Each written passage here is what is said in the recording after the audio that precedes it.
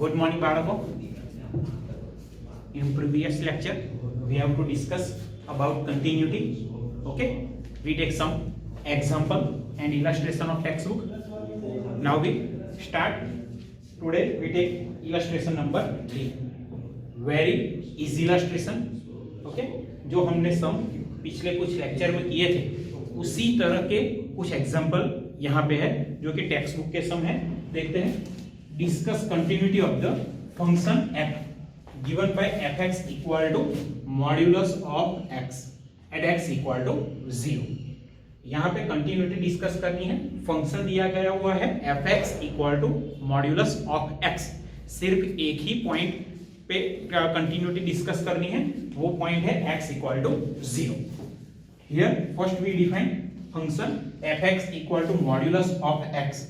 We know that if x greater than or equal to 0, then modulus of x equal to x, because x is already positive number.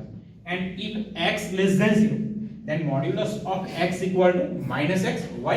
Value of x is already negative. Then put here negative value, then minus into negative x gives positive value. That means magnitude gives always positive value. And modulus of x equal to x if x greater than or equal to 0, and minus x if x less than 0. At now we discuss continuity at x equal to 0. तो यहाँ पे inequality के form में हमने function define किया है. तो यहाँ पे left hand limit and right hand limit दोनों फाइंड करनी पड़ेगी. तो पहले हम फाइंड करते हैं left hand limit, that is limit x tends to 0 minus fx equal to limit x tends to 0 minus. 0 minus, that means value of x is nearer to 0 but less than 0. If x less than 0, then function is given by minus x. Then here we take fx equal to minus x. Now we put x equal to 0, then answer is 0, means left hand limit is 0. Now we find right hand limit, that is limit x tends to 0 plus fx. X tends to 0 plus, that means value of x is nearer to 0 but greater than 0. Then value of x is greater than 0, then function is given by only x. Then here we take fx equal to x. Now we substitute value of x, that is 0, and answer is 0. Then both limit, that is left hand limit and right hand limit, both are same. Okay, now we also find f of a, but here a as 0 and f of 0 means value of x equal to 0. Here see here x equal to 0, then function is 0, then f of 0 equal to 0, and all three terms are same, means left hand limit equal to right hand limit equal to f of a. Then function is continuous at point x equal to 0. Next we take illustration number 4. बहुत ही easy सम है. यहाँ पे हमको prove करना है fx equal to X cube plus 3. x की value 0 नहीं है तो ये फंक्शन दिया गया हुआ है. अगर x की वैल्यू 0 है तो फंक्शन है ओनली 1. यहाँ पे अब हमको प्रूव करना है fx is not continuous at point x equal to 0. यहाँ पे जो फंक्शन दिया गया हुआ है वो इनइक्वालिटी के फॉर्म में नहीं है. तो सिर्फ यहाँ पे दो चीज फाइंड करनी होगी. एक तो है f of a, that means f of 0, and second thing is limit x tends to 0 fx means limit. अगर ये दोनों इक्वल नहीं है तो फंक्शन कंटिन्यूअस नहीं होगा. तो पहले हम फाइंड करते हैं f of a, that is f of 0. यहाँ पे x की वैल्यू एग्जैक्ट 0 है तो फंक्शन दिया गया हुआ है 1, तो मैंने लिख लिया f of 0 equal to 1. Now we find limit x tends to 0 fx. x tends to 0, that means value of x is nearer to 0 but x is not equal to 0. यहाँ पे x की वैल्यू 0 हरगिज नहीं होगी. तो x is not equal to 0, then we take function equal to x cube plus 3. Then limit x tends to 0, function is x cube plus 3. Now we put value of x or limit, then x equal to 0 plus 3, that is 3. f of a gives 1 and limit equal to 3. Both are not same. Then f of 0 is not equal to limit x tends to 0 fx. Then fx is not continuous at x equal to 0. Next we take illustration number 5. बहुत ही easy है ये. Exam के लिए इसका कोई बहुत खास importance नहीं है, लेकिन स्टेटमेंट आपको कंपलसरी याद रखना पड़ेगा। वो है इलस्ट्रेशन 5 और इलस्ट्रेशन 6, दोनों का स्टेटमेंट बहुत ही इंपॉर्टेंट है। देखते हैं illustration 5, check continuity for constant function. यहाँ पे सिर्फ लिखा है कांस्टेंट फंक्शन। अगर हमको कांस्टेंट फंक्शन के बारे में कुछ पता नहीं होगा तो ये सब हम नहीं कर पाएंगे। तो पहले हमको क्या करना होगा कि कांस्टेंट फंक्शन क्या है, ओके, वो पता होना चाहिए। तो यहाँ पे मैंने लिख दिया है, we know that constant function defined as fx equal to some constant that is k, okay. यहाँ पे function equal to some constant, okay, fx equal to मैंने k लिखा है। आप कोई भी कांस्टेंट अल्फाबेट लिख सकते हो, यहाँ पे आप c भी लिख सकते हो, ओके। x के सिवा कोई भी अल्फाबेट आप ले सकते हो। और यहाँ पे k क्या है, तो k belongs to R, that means k is any real number, means k is a some constant. Suppose we check for x equal to c and c belongs to R. यहाँ पे हम x equal to c suppose किया हुआ है, और c क्या है, वो है c, मतलब कोई भी रियल नंबर हम ले सकते हैं इन जनरल फॉर्म में। तो पहले हम चेक करेंगे limit and then we have to check f of a, but यहाँ पे x equal to c दिया गया हुआ है, तो लिमिट और f of c, तो limit x tends to c fx equal to limit x tends to c, but fx equal to constant function that is k. Now we apply limit, but here constant function, okay, यहाँ पे जो fx है वो constant function है, तो यहाँ पे limit हम लागू नहीं कर सकते। तो इक्वल टू आंसर हमको मिल गया, जो कांस्टेंट है वही मतलब कि k। अब हम फाइंड करेंगे f of c, okay. fx equal to k मतलब कि x की कोई भी वैल्यू लो तो आंसर तो सेम ही मिलेगा, और आंसर मिलेगा k।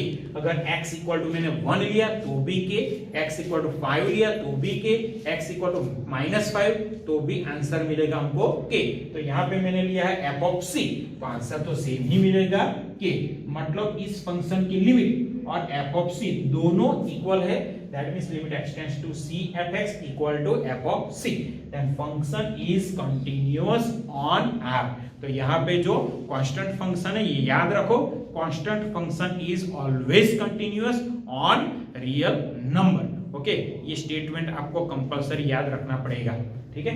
अब मैं लेता हूं इलस्ट्रेशन 6। वहां पे आइडेंटिटी फंक्शन दिया गया हुआ है, और वहां पे प्रूव करना है कि identity function is also continuous on R, that means identity function is also continuous on real number. तो पहले मैं आइडेंटिटी फंक्शन को डिफाइन करूंगा। यहाँ पे अगर आइडेंटिटी फंक्शन आपको मालूम नहीं है तो आप आगे कुछ कर ही नहीं सकते। तो पहले हमको आइडेंटिटी फंक्शन मालूम होना चाहिए।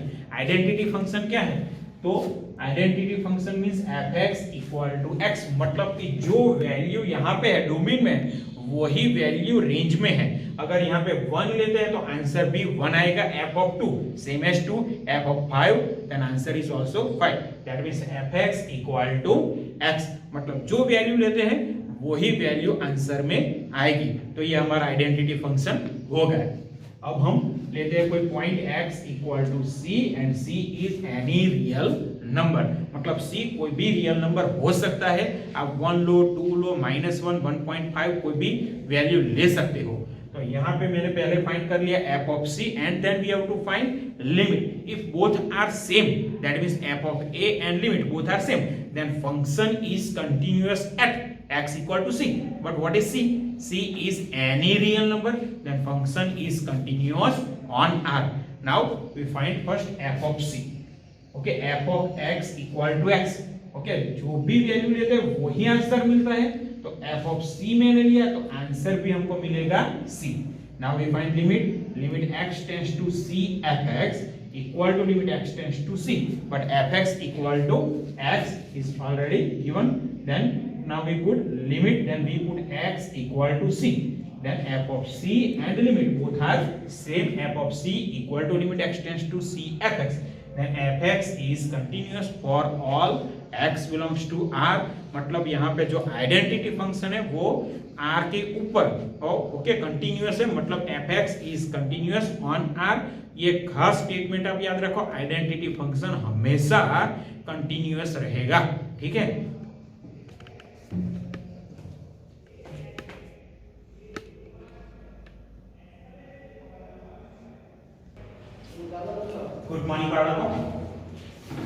Next we take some illustration, that is illustration number 7.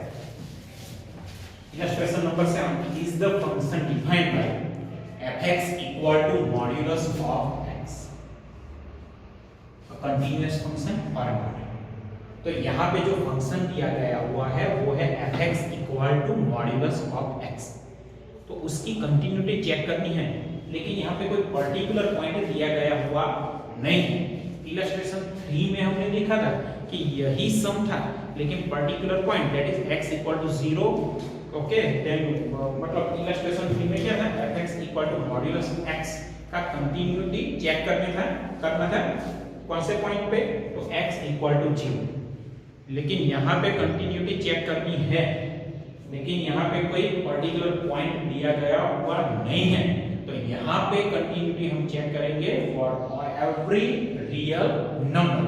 तो यहाँ पे मैंने पहला फंक्शन को डिफाइन किया हुआ है fx equal to modulus of x। अगर x की वैल्यू 0 और 0 से ज्यादा है, मतलब x ग्रेटर देन और equal to 0, then function is x, and if x less than 0, then function is minus x. We already proved that this function is continuous at x equal to 0, तो मैंने यहाँ direct लिख दिया हुआ है कि fx is continuous at x equal to 0। अगर exam में ये सम आएगा तो आपको ये प्रूव करना पड़ेगा। मैंने यहाँ डायरेक्ट लिख दिया, जो कि हम इलस्ट्रेशन 3 में ऑलरेडी पढ़ चुके हैं। अब मैं लेता हूँ if x greater than 0, अगर x की वैल्यू पॉजिटिव है तो यहाँ पे फंक्शन यूनिक फंक्शन आ जाएगा, that is fx equal to x, means x greater than 0, then function is always x। तो यहाँ पे सिर्फ एक ही फंक्शन यूनिक फंक्शन होगा। तो इन जनरल फॉर्म में मैं x की वैल्यू लेता हूँ c, okay, suppose x equal to c which is always greater than 0 and c belongs to r, that means c is positive real number। तो यहाँ पे फंक्शन की कंटिन्यूटी हम चेक करेंगे for every positive real number. तो पहले हम find करेंगे f ऑफ c, तो fx इक्वल टू x, अब ये फंक्शन फिक्स है तो मैंने लिया f of c, same answer c, okay. And now we find limit, that means limit x tends to c fx equal limit x tends to c fx as x, okay, now we apply limit, that means we put x equal to c, then answer is also c, okay। तो यहाँ पे limit और f of c दोनों same मिल गए, means f of c equal to limit x tends to c fx, and fx is continuous at every positive real number। तो x equal to 0 पे continuity है ही, और पॉजिटिव रियल नंबर पे भी continuous है। अब हम चेक करेंगे फॉर नेगेटिव रियल नंबर, तो if x less than 0, then function is given by minus x, okay. अगर x की वैल्यू 0 से कम है तो function is given by minus x। तो यहाँ पे भी फंक्शन यूनिक फंक्शन है, तो यहाँ पे भी ऊपर के जैसा ही काम करना है। तो यहाँ पे पहले मैं लेता हूँ इन जनरल कोई point x equal to k, and k is less than 0 and k belongs to r, that means k is negative real number, okay. तो यहाँ पे हमको सिर्फ दो चीज ही फाइंड करनी है, एक तो लिमिट और दूसरा f of a, that means f of k। तो पहले मैं लिख देता हूँ f of k, if fx equal to minus x, then we take f of k, okay, x equal to we take k, then f of k equal to minus k। तो यहाँ पे हमको f of k मिल गया, ठीक है। Now we find कर limit x tends to k fx, limit x tends to k and function is given by minus x।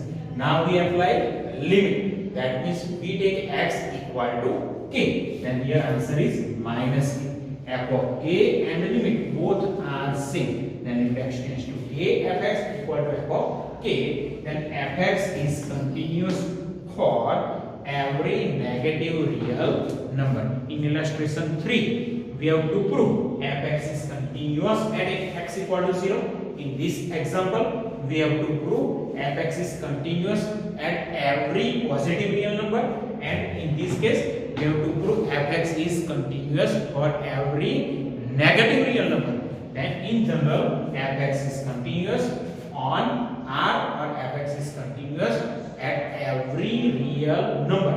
तो यहाँ पे fx इक्वल टू जो मॉड्यूलस x है वो हमेशा कंटिन्यूअस होगा। ये खास आप याद रखिएगा। ये सम एग्जाम के लिए बहुत इंपॉर्टेंट नहीं है, लेकिन इसका स्टेटमेंट बहुत ही जरूरी है, तो आप खास याद रखिएगा कि fx means modulus function is always continuous at every real number. Okay, next example लेते हैं। Example number 8, discuss continuity of fx equal to x³ plus x² minus 1। तो यहाँ पे भी कोई पॉइंट दिया गया हुआ नहीं है, यहाँ पे कोई भी पॉइंट नहीं है, तो हम इसकी कंटिन्यूटी चेक करेंगे for every real number. Then we take some point that is x equal to c and c is every real number. Then we have to find only two thing, one of f of c and second thing is limit. So first we have to find f of c. A function is given by fx equal to x³ plus x² minus 1. Then we take x equal to c.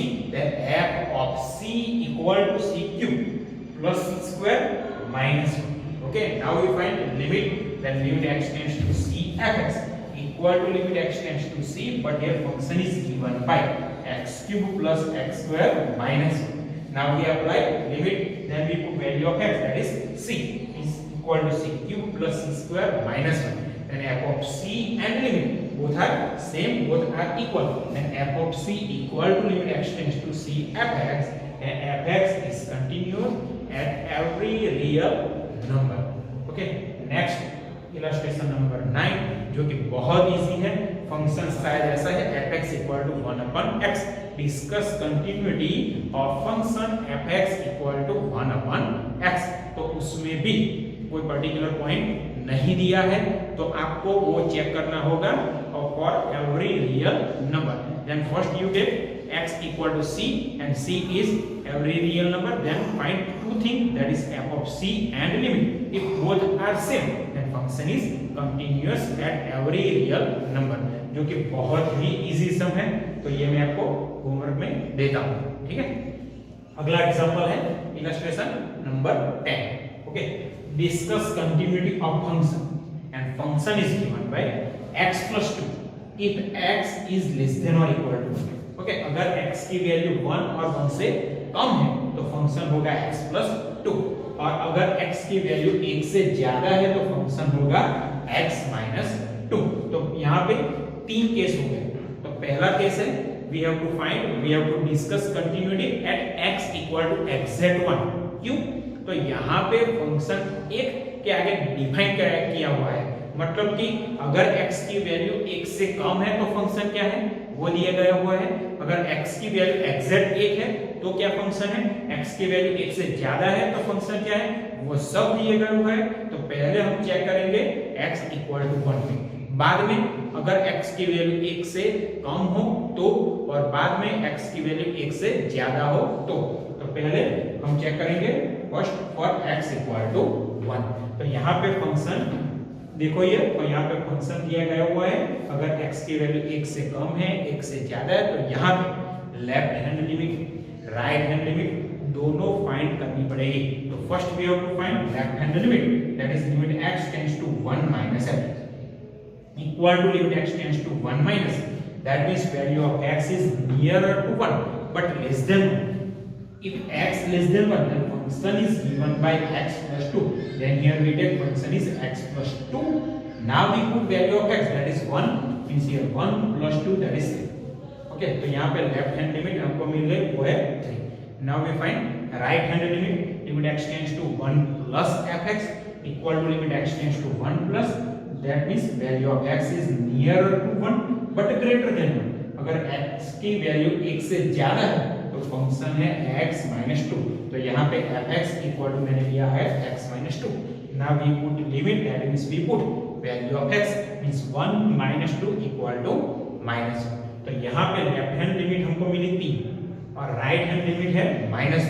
तो दोनों value same नहीं है, तो यहाँ पे function की limit exist ही नहीं है। अगर फंक्शन की लिमिट नहीं मिलती है तो function is not continuous at which point x equal to 1। तो limit x tends to 1 minus fx is not equal to limit x tends to 1 plus fx, then fx is not continuous at x equal to 1.